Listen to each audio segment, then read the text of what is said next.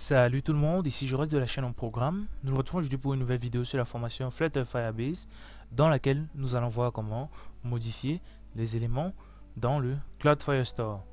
Alors, si tu n'es pas encore abonné, je t'invite à le faire et d'activer la cloche de notification pour ne louper aucune des merveilleuses vidéos à venir sur la chaîne. Donc, la modification ici d'un véhicule va nous permettre soit de modifier la marque, le modèle, le prix ou bien même les images. Pour ce faire, nous devons créer un nouveau widget. Donc, il est possible d'adapter notre add moto et d'en faire à la fois un widget qui permet d'ajouter et un widget qui permet de modifier. Mais pour une première, je ne vais pas vous compliquer la tâche. Pour vous qui êtes débutant, on va aller au plus simple. Donc, je vais tout simplement dupliquer, créer d'abord un nouveau widget que je vais appeler donc update moto.date. Voilà. Donc, notre update moto, lui, il sera en fait la réplique de add moto. Donc, je fais d'abord un CTRL A, CTRL C. Je viens dans update moto, je modifie. Je colle tout simplement. Je modifie maintenant le nom. Donc, CTRL H, je vais tout simplement appeler update moto. Voilà. Voilà. Donc, une fois la classe modifiée, je me retrouve avec un update moto. Maintenant, ce que je vais faire, c'est quoi? Sur ce bouton, je vais tout simplement, après le clic, rediriger directement sur le widget update moto. Donc, je viens sur l'ISCA par exemple. Je copie ce navigateur, CTRL C, et je m'en vais maintenant sur le V4. Donc, ça veut dire le véhicule 4. Je cherche le bouton Edit. Donc, voici. Je colle tout simplement dans le bouton Edit. Et là, c'est update moto que j'appelle. Donc, je sauvegarde. Ensuite, si je clique sur un bouton là par exemple, là, on me redirige sur update moto. Donc, ce qu'il y a lieu de faire maintenant, c'est quoi? C'est modifier les différents recoins du widget.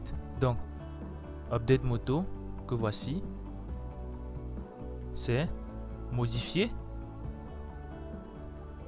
Voilà, modifier. Et là, je peux passer le titre de la moto en question. Donc, bien évidemment, je vais passer en paramètre un véhicule. Voilà, véhicule V. Voilà. Et dans le constructeur update moto, je passe tout simplement mon 10.v.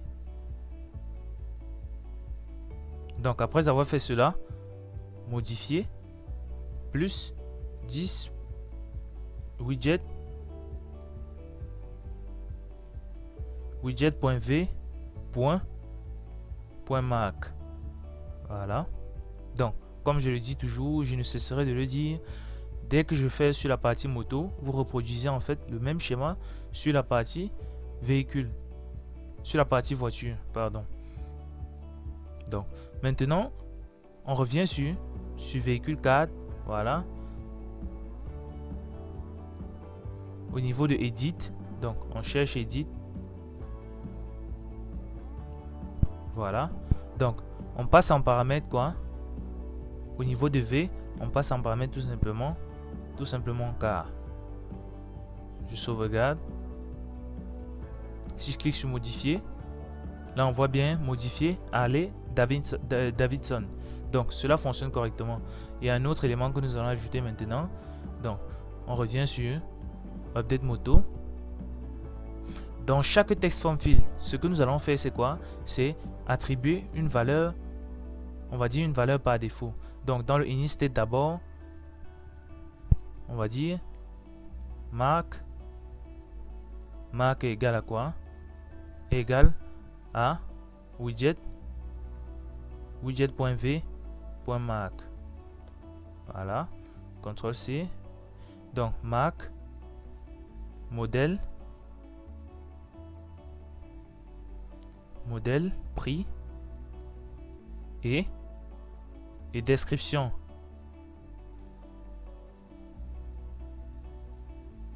Donc description, widget.v. Détail sup, modèle, modèle. Et ici, prix bien évidemment, c'est prix. Donc, on récupère toutes les valeurs, on affecte ça à nos variables par défaut. Maintenant, image. Je ne vais plus dire image de file, je vais dire image de dynamique. Vous allez comprendre pourquoi. Donc, dès que j'ai fait cela, sur mes text from field, donc initial value, voilà. Donc, initial value, c'est Mac. Ici, initial value, c'est modèle. Donc, je copie ça comme ça.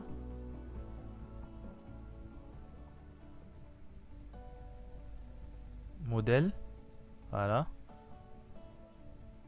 Et le troisième, c'est prix. Donc, prix. Donc, ces valeurs-ci ne seront pas nulles. Pourquoi? Car la fonction initState est la première fonction qui s'exécute lors de l'ouverture de notre widget. Donc, on va affecter les valeurs que l'on veut modifier à ces différentes variables-ci. Ce qui fait qu'elles ne seront pas nulles. Donc, après le prix, on a bien évidemment le dernier élément qui est la description. Donc, voilà.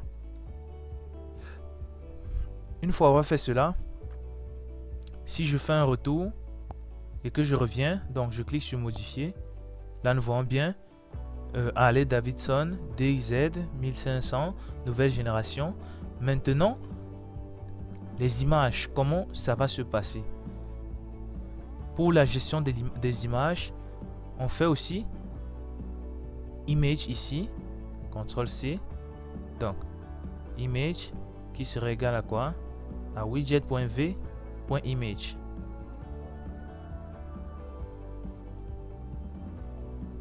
Voilà. Donc, on a affecté les images. Maintenant, pour afficher l'image, venons sur notre boucle for. Voilà, au niveau du container que voici. Nous allons faire un petit test. Donc, dans le children, avant d'afficher l'image, qu'est-ce que nous faisons d'abord? Nous vérifions si l'image est de type string ou de type file. Cela, on fait ce test pourquoi? Pour bien évidemment s'assurer que si l'image est de type string, comme les images que nous avons là, vu que ce sont des URL, ils seront de type string. Et si nous voulons ajouter d'autres images, les images là seront bien évidemment des files. Donc si je clique là et que j'ai affecté les images à... Donc là on nous dit string is not substyle for file. Tout ceci pourquoi? Parce que mon image qui est de type string qui vient de Firebase ne peut pas être affichée avec l'option file. Pour résoudre ce problème, comme je disais tout à l'heure, nous devons faire un petit test. Donc le test s'applique comme ceci. On fait if image, voilà, donc if image de i is string, donc on vérifie si l'image est de type string, donc is file, on va comme ceci, voilà, donc si l'image est de type file, on affiche cette partie-ci. Dans le cas contraire, on affiche plutôt l'autre, else. Donc else, qu'est-ce que nous faisons? On fait image.network.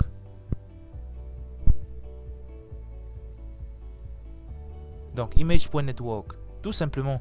Donc si l'image est de type file, on affiche avec file. Dans le cas contraire, donc je sauvegarde. Voilà, nous voyons là nos trois images qui n'attendent qu'à être modifiées. Donc lors de la sauvegarde, nous allons effectuer ce même procédé pour s'assurer que les images qui sont de type string restent en fait dans la liste, et ceux qui sont de type file se font d'abord sauvegarder avant d'être transférés dans avant d'être transféré dans Firebase. Donc, dès que nous avons appliqué ceci, on a tous les éléments là. Donc, nous venons maintenant dans le bouton de sauvegarde. Donc, nous venons là, key.currentState et image.length. Donc, on vérifie la taille de l'image. OK. Maintenant, qu'est-ce que nous faisons là? Nous, ici maintenant, nous faisons quoi? Lors de la sauvegarde de l'image, nous vérifions d'abord un truc. Nous faisons d'abord un test ici à l'intérieur, car nous n'allons pas sauvegarder dans le... Nous ne pouvons... En fait, nous n'allons pas sauvegarder dans le storage des liens. Nous n'allons sauvegarder que des files. Donc, nous coupons d'abord ceci. Qu'est-ce que nous faisons? Nous faisons le test if image de i is file. Donc, nous vérifions si c'est un file. Qu'est-ce que nous faisons?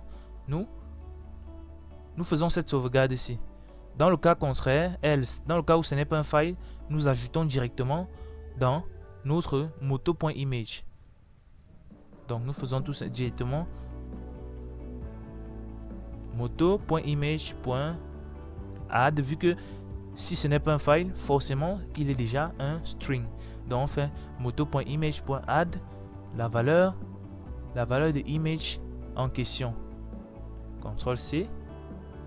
Donc, dans le cas où c'est un file, il doit d'abord être stocké et on récupère l'URL avant de sauvegarder. Donc, dès qu'on a fait cela,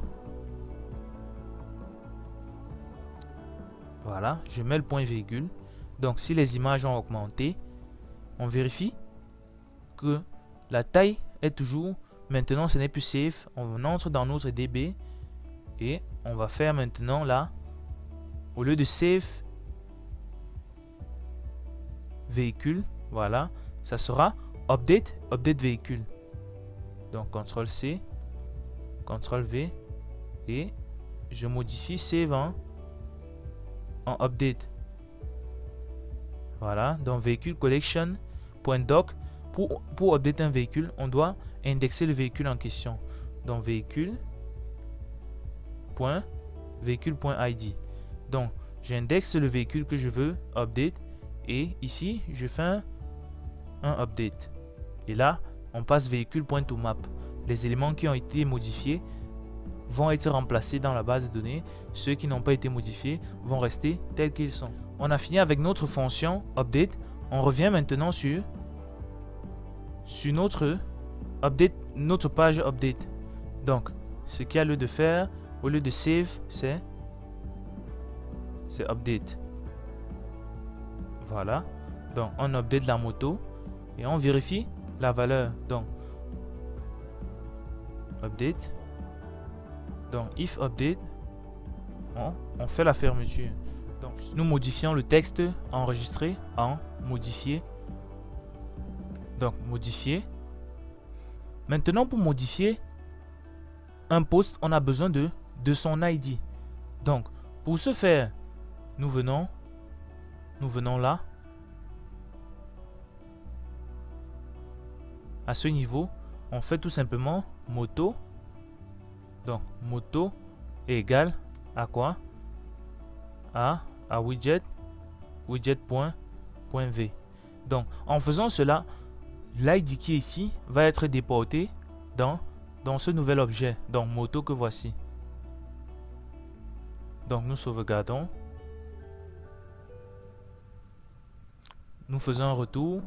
Nous revenons sur modifier.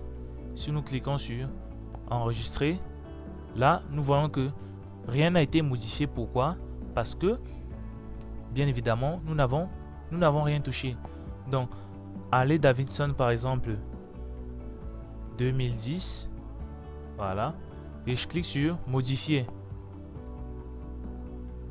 Là, nous voyons bien maintenant Harley Davidson 2010. Si nous venons dans la base de données, sur les véhicules, nous cherchons Harley Davidson. Là, nous voyons Harley Davidson 2010. Donc, la modification fonctionne correctement. Mais maintenant, il y a un truc que nous devons savoir. Nul ne peut modifier que les publications qui l'appartiennent. Donc, si nous venons par exemple sur V4, véhicule 4, voilà, le bouton Update. Donc, le bouton Update n'est visible chez l'utilisateur que si la publication l'appartient. Donc, Update et Delete. Donc, ce que nous allons faire, c'est quoi? C'est venir sur le row qui porte ces deux éléments. Le voici. Voilà. Donc, c'est de venir sur ce row-ci et d'effectuer un test de rien du tout. Donc, ce test, c'est quoi? C'est de vérifier si l'UID du poste correspond à l'UID de l'utilisateur. Car je vous rappelle, il y a une propriété UID qu'on a mis pour savoir à qui le poste appartenait. Donc, on vérifie si car.uid est égal à quoi? À Firebase auth.instance.current user, voilà, .uid, point d'interrogation. On affiche ce row aussi. Dans le cas où il n'y a pas égalité, donc dans le cas où il n'y a pas égalité, deux points, qu'est-ce qu'on fait? On affiche tout simplement, on renvoie tout simplement nul. Voilà. Donc je sauvegarde. Là, tout va pour le mieux. Pourquoi? Parce que les publications, bien évidemment, m'appartiennent.